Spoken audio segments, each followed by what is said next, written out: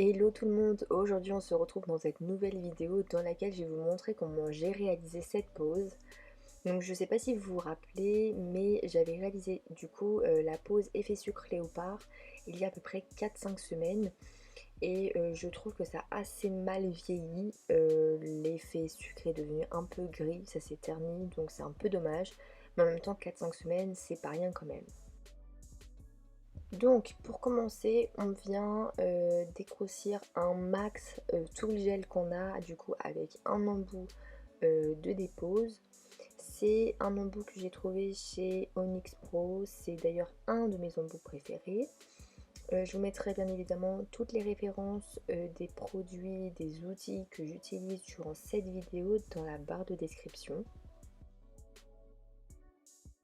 Donc je viens dégrossir le plus possible, j'ai vraiment essayé de me rapprocher le plus près possible de la plaque sans venir bien évidemment abîmer sa plaque naturelle, mais voilà, je vais venir vraiment enlever le plus de gel possible pour vraiment partir sur une base neutre.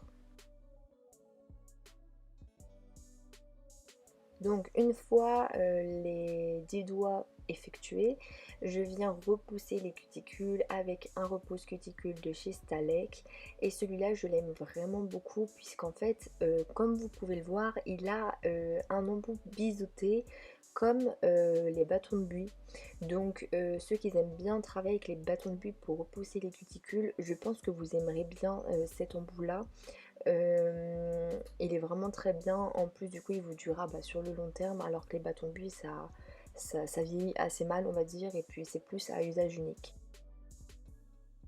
Donc ensuite je viens soulever la cuticule et en même temps dégager les peaux qui sont collées entre ma cutie et la plaque de l'ongle avec un embout flamme de grain rouge. C'est le Flamme Tornade ou quelque chose comme ça. Il est plutôt pas mal et il est assez doux, donc comme ça vous n'aurez pas de risque en fait de faire mal ou quoi. Après ça je viens couper les peaux, donc les cuties, avec un ciseau de chez Stalex, c'est le 50 type 1 je crois. Donc je viens toujours couper les cuticules de manière soigneuse pour vraiment ne pas venir couper la peau, ne pas faire saigner, hein, c'est vraiment pas le but, prenez votre temps. Voilà, c'est plus sympa de faire un travail soigné et en délicatesse plutôt que d'essayer de faire vite, surtout si vous n'êtes pas à l'aise avec les ciseaux, prenez votre temps. Donc une fois mes cutis propres et la plaque de l'ongle unifiée également, je passe du coup au limage. Donc je viens refaire mes parallèles et mes longueurs. Mon modèle en fait a des ongles naturels très curvés.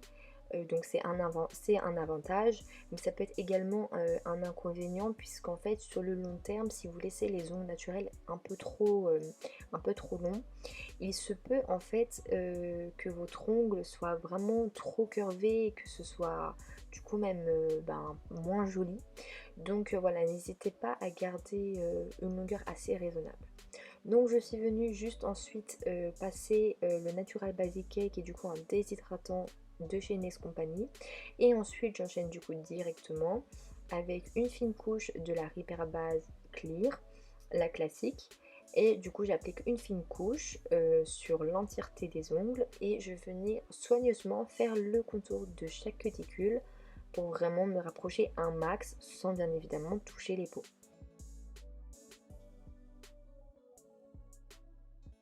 Donc pour ce nail art, je suis venue utiliser le gel Easy Control Milky Nude de chez Nes Company et que je viens appliquer avec un pinceau de chez Ness FRS. Vraiment les pinceaux gel de chez Ness FRS sont vraiment géniaux, vraiment j'adore.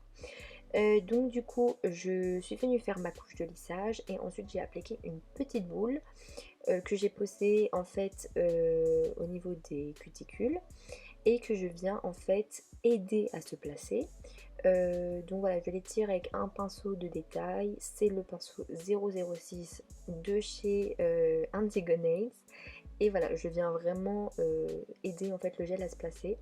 Le Easy Control, si vous ne le connaissez pas chez Nails Company, c'est un gel qui est auto-égalisant. Il a une matière un peu spéciale, parce qu'en fait il est auto-égalisant, mais en même temps c'est pas un gel qui coule énormément vite. Donc vous avez le temps de le travailler, mais en même temps il se place tout seul. Donc franchement, si vous avez du mal à faire une jolie construction, que vous n'arrivez pas vraiment à trouver un gel qui est adapté à vous, eh bien essayez les Easy Control, surtout que vous avez des petits formats de 15 grammes. Ça vous évite d'acheter des gros pots vous, si vous aimez pas vraiment le gel, au moins vous dépensez pas énormément d'argent. Donc voilà, moi pour ma part j'adore ce gel, donc essayez-le je veux dire, et puis peut-être que vous l'aimerez bien. Une fois terminé, je viens donc dégraisser les ongles, c'est très important puisque là du coup je vais repasser un coup de limage. Ça c'est vraiment optionnel, hein, c'est comme vous voulez. J'ai quand même fait une jolie construction, mais j'aime bien toujours passer un coup de lime vraiment pour parfaire les angles, etc.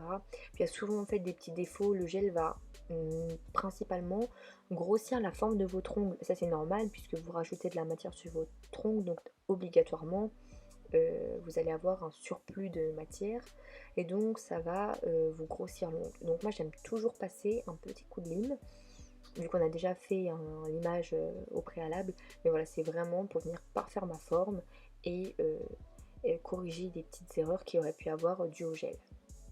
Donc comme vous pouvez le voir, là je viens limer de manière portefeuille, je crois que c'est comme ça que ça s'appelle.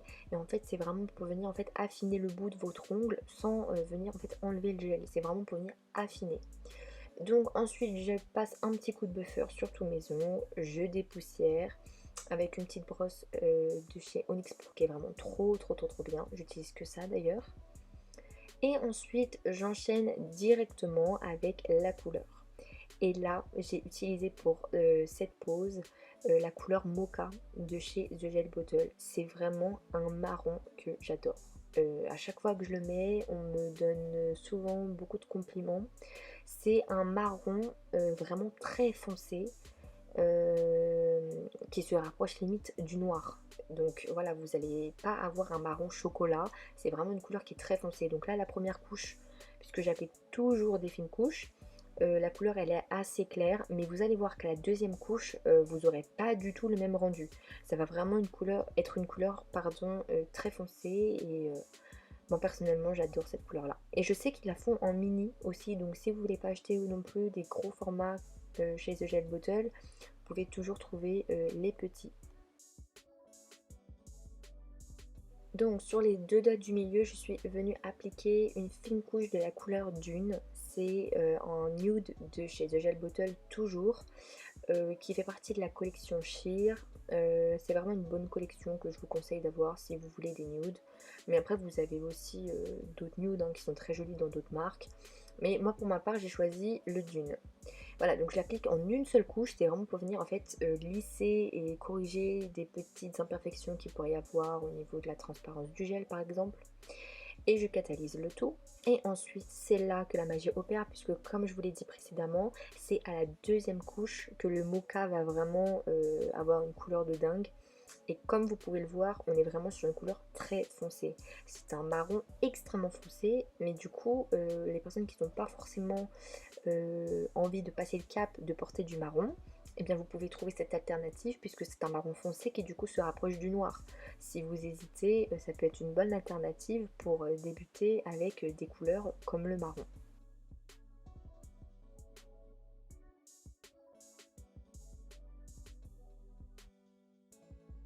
Donc pour ce nail art, j'ai choisi d'appliquer des foils. Donc pour appliquer un foil, j'applique déjà une fine couche du foil X de chez The Gel Bottle.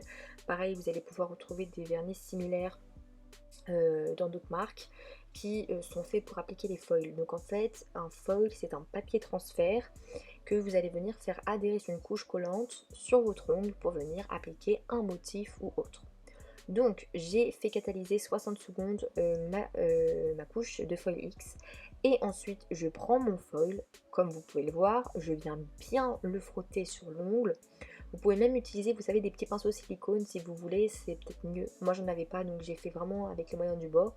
Donc j'ai vraiment frotté avec mon ongle et ce qu'il faut c'est vraiment retirer d'un coup sec, comme si que vous faites une épilation. Si vous retirez doucement, en fait le foil ne va pas adhérer, il faut vraiment le retirer d'un coup sec. Donc voilà ce que ça donne au premier coup. Voilà, il y a toujours des imperfections avec les foils. D'abord, dites-vous que vous ne pourrez jamais avoir un rendu totalement parfait, hein. Le foil, c'est un papier transfert. Il y a des imperfections, ça c'est logique. Mais après, vous pouvez trouver des petites astuces pour venir modifier ces petites erreurs. Donc déjà ce que vous faites, c'est que vous reprenez votre papier et comme je suis en train de le faire, je viens recoller en fait aux endroits où le foil est resté encore sur le papier. Et en fait vous faites ça un peu partout pour venir combler le maximum de trous. Et évidemment, si admettons il vous reste des coins où voilà la finition, je veux dire le foil n'a pas adhéré, vous pouvez toujours venir utiliser des VSP qui sont de couleurs assez similaires pour venir en fait faire les contours ou venir remplir les petits trous. Ça c'est une bonne alternative aussi. Donc là vous voyez je suis en train de reprendre un marron, je crois même que je prends le mocha et j'ai fait un mélange aussi avec du noir. Et donc là voilà je suis vraiment en train de combler les petits trous histoire de cacher la misère on va dire. Mais en fin de compte ça se voit même pas en vrai quoi, c'est vraiment très chouette. Donc ensuite c'est optionnel mais moi j'ai choisi de mettre une fine couche d'un VSP Glass, c'est un de chez Indigo Nails, c'est un jaune, voilà vous n'êtes pas obligé de le faire, moi j'ai choisi pour devenir un peu plus intensifier le nail art mais ça c'est vraiment à votre souhait. Donc après avoir catalysé le VSP Glass, sur la couche collante, je viens appliquer des petites feuilles d'or de part et d'autre. Et donc les feuilles d'or, ça peut être un bon moyen aussi pour venir camoufler les défauts de votre foil. Puisque là par exemple, si vous avez un coin où vraiment votre foil n'a pas du tout adhéré, et bien au lieu de vous acharner pendant plusieurs minutes, et bien optez pour des feuilles d'or que vous placez aux endroits où justement vous avez des défauts. Et du coup ça sera ni vu ni connu quoi. Donc c'est vraiment une bonne alternative. Ça rapporte aussi un peu plus de folie on va dire. Surtout ça rapporte un peu de lumière au nail art puisque voilà les ongles sont quand même assez foncés. Voilà ça rapporte un peu de fun et un peu de paillettes quoi. C'est plutôt chouette.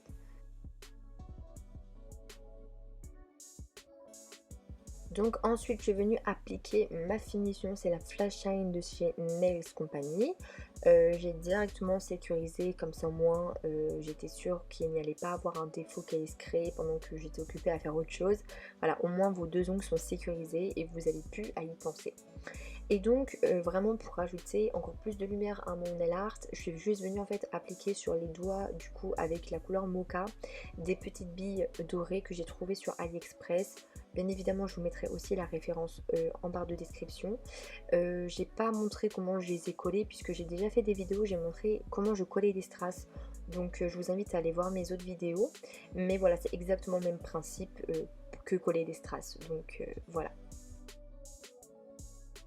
Cette vidéo est à présent terminée. Si ça vous a plu, n'oubliez pas de liker, de commenter et de vous abonner. J'espère en tout cas que vous avez appris plein de choses. Et du coup, je vous dis à dimanche prochain pour une nouvelle vidéo.